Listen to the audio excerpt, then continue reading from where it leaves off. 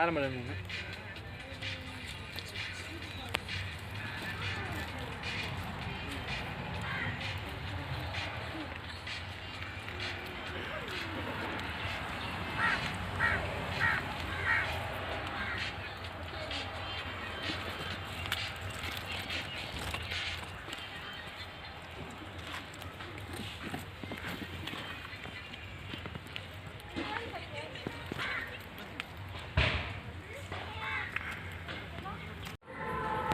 இப்போ வந்து பார்த்தீங்க அப்படின்னா கொம்புத்தேனை பற்றி முழுமையாக விவரமாக பார்க்கலாம். கொம்புத்தேன் இதுக்கு ஏன் அந்த பேர் வந்துச்சு அப்படின்னா, இது வந்து சிறுதேன் வகையில் ஒரு வகை தான். இது வந்து எப்போவுமே வந்து இந்த தேன் வந்து எந்த தேன் கூட பார்த்தீங்கன்னா மரத்தோட உச்சி கிளைகள்லையும் உச்சியிலையும் மரக்கொம்புகள்லையும் கட்டுறதுனால இதுக்கு வந்து இந்த கொம்புத்தேன் பேர் வந்தது. இந்த ஈ வந்து எப்படி இருக்குன்னு பார்த்தீங்க அப்படின்னா சின்ன தேனி வகையாக தான் இருக்கும். இந்த ஈயோட வயிறு பகுதியில் வந்து 3 வெள்ளை கோடுகள் இருக்கும். இதை வச்சு தான் வந்து அந்த கொம்புத்தேன்னு வகைப்படுத்துகிறாங்க. இப்போ அந்த கொம்புத்தேன் எப்படி இருக்குங்கிறத உங்களுக்கு நான் நேரடியாக காட்டுறேன். இது பார்த்தீங்க அப்படின்னா மலைப்பகுதியிலேருந்து டைரெக்டாக வந்து நம்ம தேன் கூட வெட்டி எடுத்துகிட்டு வந்ததுங்க. இதில் வந்து பார்த்தீங்க அப்படின்னா டைரெக்டாக வந்து பார்த்திங்கன்னா இதில் வந்து முழுமையாக அடைச்சிருக்க தேன் கூடு வந்து விளைஞ்ச தேனுங்க. இது வந்து நம்ம எடுத்துகிட்டு வந்ததுனால சின்ன சின்ன டேமேஜ் ஆகிருக்கு. மற்றபடி இது ஃபுல்லாக தேன் இருக்குது. இந்த வெள்ளையாக அடைச்சிருக்க பகுதிகள் தான் வந்து முழுமையாக தேன் விளைஞ்ச தேன்னு சொல்லுவாங்க. இதுதான் வந்து கொம்புத்தேன். ஏன்னு பார்த்தீங்க அப்படின்னா இது ஒரு குச்சியோடு இருக்கு பாருங்கள். இது ஒரு வேப்ப மரத்துலேருந்து எடுத்த ஒரு தேன், அதுலேருந்து வெட்டி எடுத்த அந்த கொம்புத்தேன். இதோட சராசரி எடை பார்த்தீங்க அப்படின்னா நம்ம ஆல்ரெடி டிஸ்கஸ் பண்ணபடி பார்த்தீங்கன்னா 400 கிராம் 500 கிராம் அதிகபட்சம் இருக்கும். தேனை எடுத்துக்கும் போது பார்த்திங்க அப்படின்னா ஒரு 300 கிராம் இருக்கும். அந்த தேன் கூடு போக வந்து ஒரு 300லேருந்து 400 கிராம் நமக்கு தேன் கிடைக்கும். முழுமையான தேன் அமைப்பு வந்து இப்படி தான் இருக்கும். இதுதான் வந்து கொம்பு தேனடையோட முழுமையான அமைப்பு. நேரடியாக உங்களுக்கு காட்டுறோம் பார்த்துங்க. இது வந்து பார்த்திங்க அப்படின்னா இது மேலே இருக்கிற இந்த பகுதி வந்து அதோட இனப்பெருக்க பகுதி வந்து குஞ்சுராடுன்னு சொல்லுவாங்க. இதெல்லாம் பார்த்திங்க அப்படின்னா பின்னாடி இருக்கிறது இது வந்து முழுமையான தேன் பகுதி. இது பார்த்திங்கன்னா முழுமையாக இந்த பகுதியெலாம் வந்து தேன் இருக்குது. நீங்கள் ப்ரெஸ் பண்ணிங்கன்னா தேன் வந்துடும். இதுதான் வந்து கொம்புத்தேன். இதுதான் வந்து இந்த தேனை வந்து நீங்கள் புளியும் போது வந்து கலர் பார்த்தீங்கன்னா வந்து dark brown colour coffee colour அது மாதிரி கலரில் கிடைக்கும். இது காலத்தகுதிக்கு தகுந்த மாதிரி நிறம் வந்து மாறுபட்டே இருக்கும். சுவையை பார்த்தீங்க அப்படின்னா இனிப்பு சுவையும் தோற்பு சுவையும் உங்களுக்கு இருக்கும் அதிகபட்சமாக. சில சமயங்களில் அதிகமான இனிப்பு சுவை இருக்கும். சில சமயம் கொஞ்சம் சற்று தோற்பு சுவையும் அதிகமாக இருக்கும் அந்த தேனில்.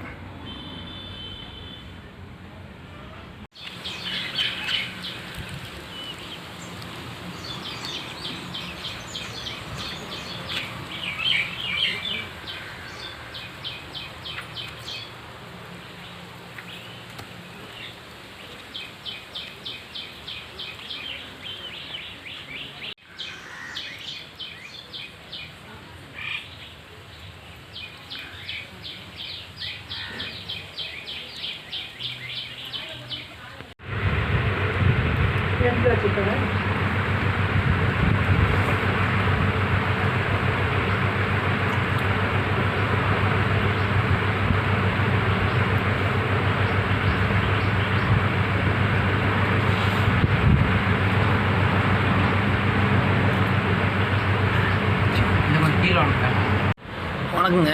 இந்த தேனில் வந்து பார்த்தீங்க அப்படின்னா நல்ல தேனில் வந்து எறும்பு மொய்க்காதுன்னு சொல்கிறதெல்லாம் சுத்த போய் இந்த தேனை இப்போ கட் பண்ணி வச்சு அதில் துளி விழுந்துருக்குது. அதில் பாருங்கள் வந்து எறும்புலாம் எப்படி மொக்கிதுன்னு. இந்த தேனில் எறும்பு மொக்கியாது அப்படின்னு சொல்கிறதெல்லாம் வந்து சுத்த போய்க்கு இதான் வந்து எக்ஸாம்பிள். உப்பு தேன் வேணுமா? ராட்டோட சாப்பிட நல்லாயிருக்கும். எங்கப்பா கடி சாப்பிடு. அப்பா கடி அப்பா கடி சாப்பிட போண்டியா? நக்குந்தா ஆட்டா இந்தா அம்மா நக்கு அம்மா அம்மா நீ சாப்பிட்டு பாரு. அம்மா சாப்பிட்டு போட்டா.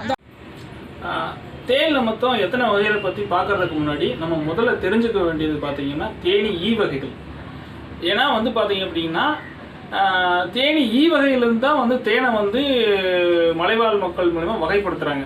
அதில் வந்து முதல் ரகமாக சொல்லக்கூடியது வந்து பார்த்திங்கன்னா கொசு தேன்.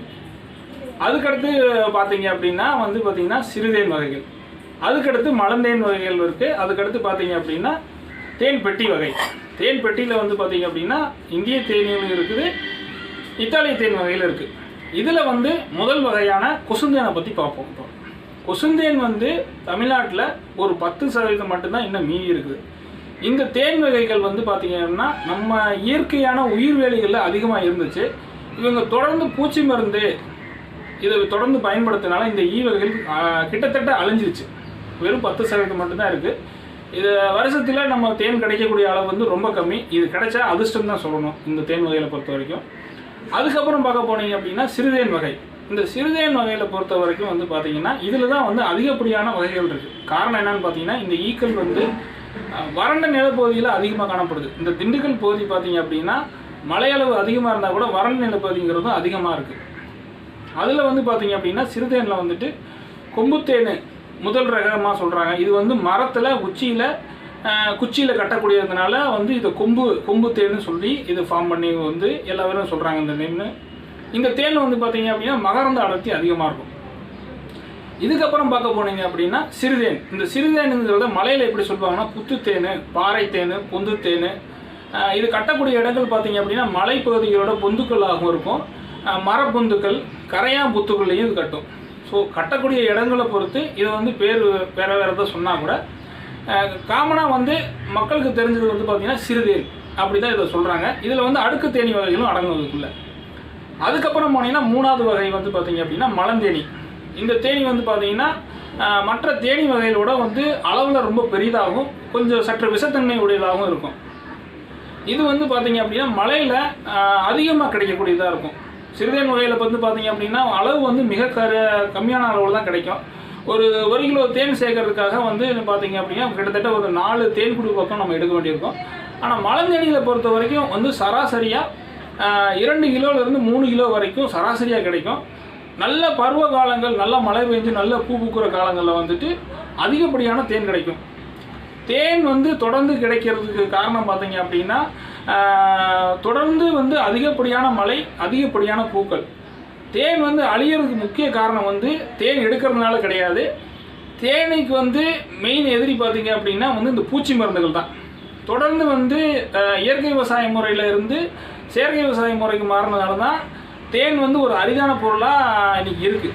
இது வந்து சாதாரண விஷயமாக தான் ஒரு தேனுங்கிறது ஒரு சாதாரண ஒரு உணவுப் பொருளாக தான் இருந்தது. இது வந்து அதிகப்படியாக வந்து பூச்சி மருந்துகளால் மட்டும்தான் வந்து இப்படி ஒரு மோசமான நிலைமைக்கு போயிருக்கு.